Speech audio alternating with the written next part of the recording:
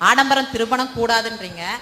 எந்த அளவுக்கு ஆடம்பரம் கூடாது, செல்லக்கூடியவரோட அளவுகோல் என்ன, நடத்துபவர்களின் அளவுகோல் என்ன? அதாவது ஆடம்பரத்தை பொறுத்த வரைக்கும் மார்க்கத்தில் ஒரு மார்க் போட்டு பொருளாதார அளவை நிர்ணயிச்சு இத்தனை 1000 ரூபாய்க்குள்ள இருந்தால் ஆடம்பரம், இத்தனை 1000க்கு மேலே போனால் அது ஆடம்பரம், குறைய இருந்தால் ஆடம்பரம் இல்லை என்று எந்த ஒரு நிர்ணயமும் மார்க்கத்தில் சொல்லப்படவே இல்லை. எதுக்கு அளவு இல்லை? ஆடம்பரமாக செய்கிறார்கள் என்பதற்கு என்ன இல்லை, அங்கே லிமிட் அளவுலாம் சொல்லப்படவே இல்லை.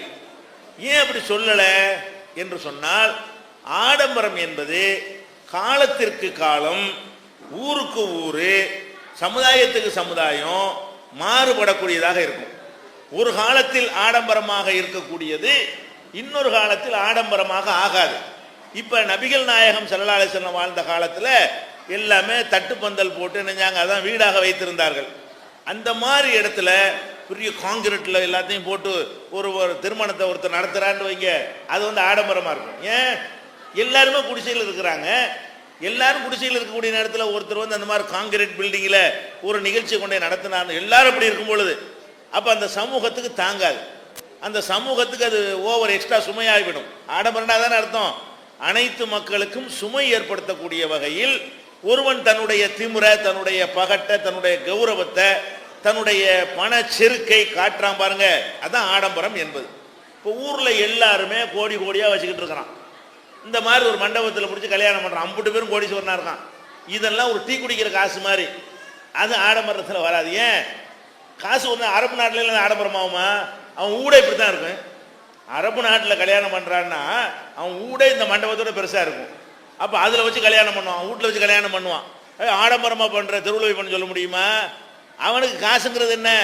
பணத்தை அள்ளி கொடுத்து விட்டான், பணங்கிற ஒரு பிரச்சனை இல்லை. அவன் அப்படி செய்கிறதுனால எந்த ஒரு அந்த அரபு மக்களுக்கு அது பாதிப்பை ஏற்படுத்தாதீங்க. எல்லாருக்கும் இந்த மாதிரி இருக்குது, எல்லார் வீடு அரண்மனையாக தான் இருக்குது, எல்லாருமே ஒருத்தன் 5 கார் 10 கார் வச்சுக்கிட்டு இருக்கிறான். அப்போ அந்த மாதிரி இருக்கக்கூடிய நேரத்தில் ஆடம்பரத்தை எதுக்கு மார்க்கம் தடுக்கப்படுது? மக்களுக்கு சுமையாகிவிடக்கூடாது. நம்ம செய்யக்கூடிய வசதி உள்ளவர்கள் செய்யக்கூடிய ஒரு காரியம், அதில் அடித்தட்டு மக்களாக இருக்காங்க பாருங்க, அவங்கள பாதிக்க, அதுக்கு தான் ஆடம்பரம் கூடாதுங்கிறோம். அந்த மாதிரியான ஒரு அடிப்படையில் இதுக்கு மார்க்கம் ஏன் நிர்ணயிக்கல என்று சொன்னால், அந்த சமூகத்தை வைத்து தான் ஆடம்பரம் என்ன செய்யப்படும், தீர்மானிக்கப்படும். இப்போ நம்ம அரபு நாட்டுக்கு போனீங்கன்னு வைங்களேன், நீங்கள் செய்யக்கூடிய இந்த ஆடம்பரம்னு சொல்றீங்களே, இதில் ஒன்றா எல்லாமே ஆடம்பரமாக தான் இருக்கும், எதுவுமே எளிமைன்னு சொல்லவே இயலாது. ஏன்? அந்த வாழ்க்கை முறையே அப்படி இருக்கும் பொழுது, எல்லார்ட்டையும் பணம் நிறைய இருக்கும் பொழுது, தாறுமாறாக குவிஞ்சு இருக்கும் பொழுது யாருக்குமே பாதிப்பு வராது. இப்போ நம்ம நாட்டை பொறுத்த வரைக்கும் ஒரு திருமணத்திற்கு நீங்கள் என்ன செய்கிறீங்க, ஒரு 20,000 ரூபா 30,000 ரூபாய்க்கு ஒரு மண்டபத்தை பிடிக்கிறீங்க, சரியா?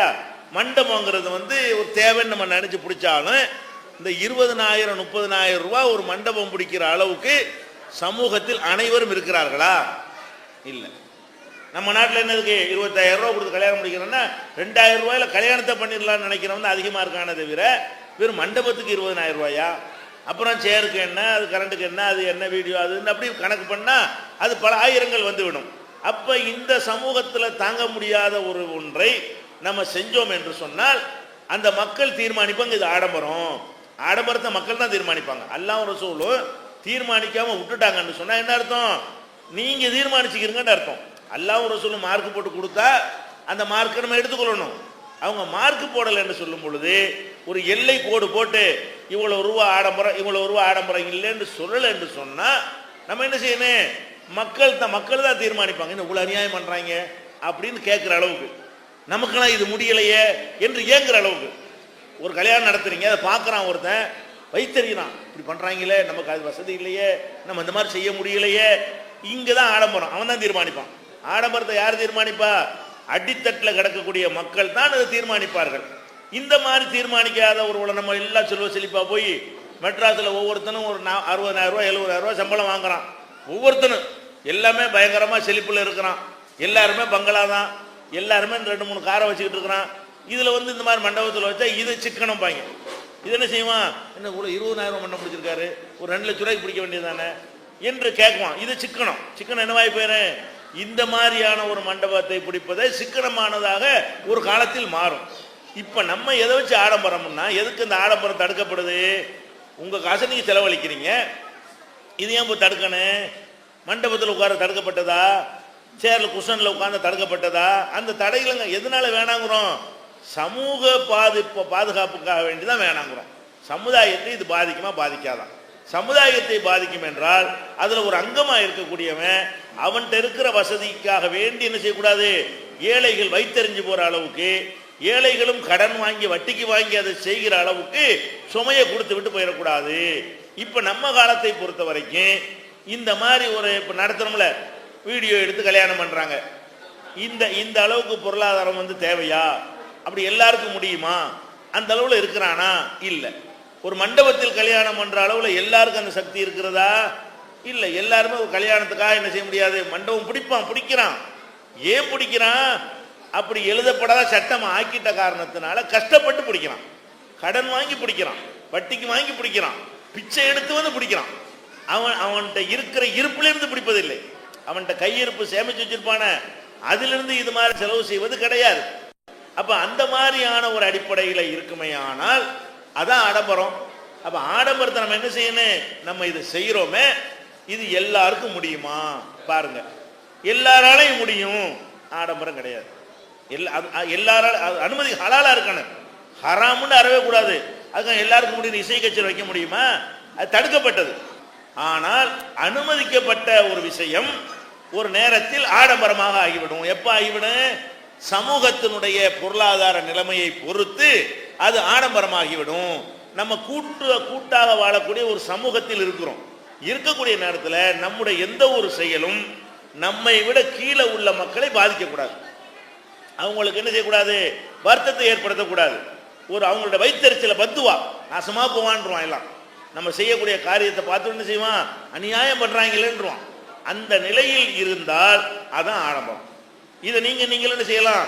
ஆடம்பரம் ஊருக்கு ஊர் மாறுபடும், நாட்டுக்கு நாடு மாறுபடும், அது காலத்துக்கு காலம் என்ன செய்யும்? மாறுபடும். இப்போ உதாரணமாக எடுத்துக்கிறோமே, இப்போ நாங்கள்லாம் சின்ன பிள்ளையா இருக்கும்போது டிவி இருக்குல்ல, டிவி ஆடம்பரம். பெரிய கோடீஸ்வரன் வீட்டுலாம் இருக்கும். இந்த வீட்டில் டிவி வச்சுக்கிறாங்களாம். யார் வீட்டில்? 2 வீட்டில் டிவி இருக்கும் மொத்த ஊர்லேயே. அப்போ என்ன செய்வாங்க?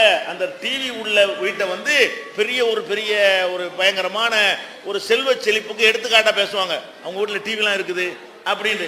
இப்போ நரிக்கூரம் வச்சிருக்கான் டிவி, வழங்குதா? இது டிவி ஒரு ஆடம்பரமா? இப்போ டிவிங்கிறது ரூமுக்கு ஒன்று, எல்லாரும் ஹாலில் ஒன்று வச்சுக்கிறான், அந்த ரூமில் ஒன்று இருக்கு, இந்த ரூமில் ஒன்று இருக்குது, காசு கொடுத்து வாங்கினதும் இருக்கு, அரசாங்கத்தில் ஓசையா தந்ததும் இருக்குது. அது பாட்டு என்ன செய்யறான்? எல்லா இடத்துலையும் டிவி வந்து சிசின்னு அழியுது. அப்போ டிவி வச்சுக்கிட்டு இப்போ ஆடம்பரமா? ஒரு நேரத்தில் ஆடம்பரமா இருந்துச்சா இல்லையா? டிவி ரேடியோ ஆடம்பரமா இருந்துச்சு. ரேடியா வந்து அந்த காலத்தில் ஒரு டீ கடையில் ரேடியா போட்டான்னு சொன்னா அந்த கடையில் போய் டீ குடிக்க எல்லாரும் போவாங்க. வீட்டுக்கு கூட ரேடியா கிடையாது. அப்புறம் என்னவாச்சு? 15 ரூபாய்க்கெல்லாம் ரேடியா வந்துருச்சு. ஒரு காலத்தில் என்னவாச்சு? 15 ரூபாய் 25 ரூபாய்க்கெல்லாம் வந்து ரேடியா வந்த பிறகு புஷ்ன்னு அது ஒன்றுமெல்லாம் போச்சு.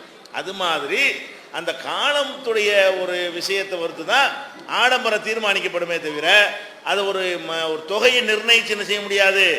ஆடம்பரத்தை யாரும் முடிவு செய்யலாது. இப்போ நம்ம காலத்தில் இது வைத்த எரியுமா எரியாதா நம்ம செய்யக்கூடிய காரியம்? இது எல்லாருக்கும் முடியுமா முடியாதா? இதை வச்சு நீங்கள் முடிவு எடுத்துக்கிறீங்க.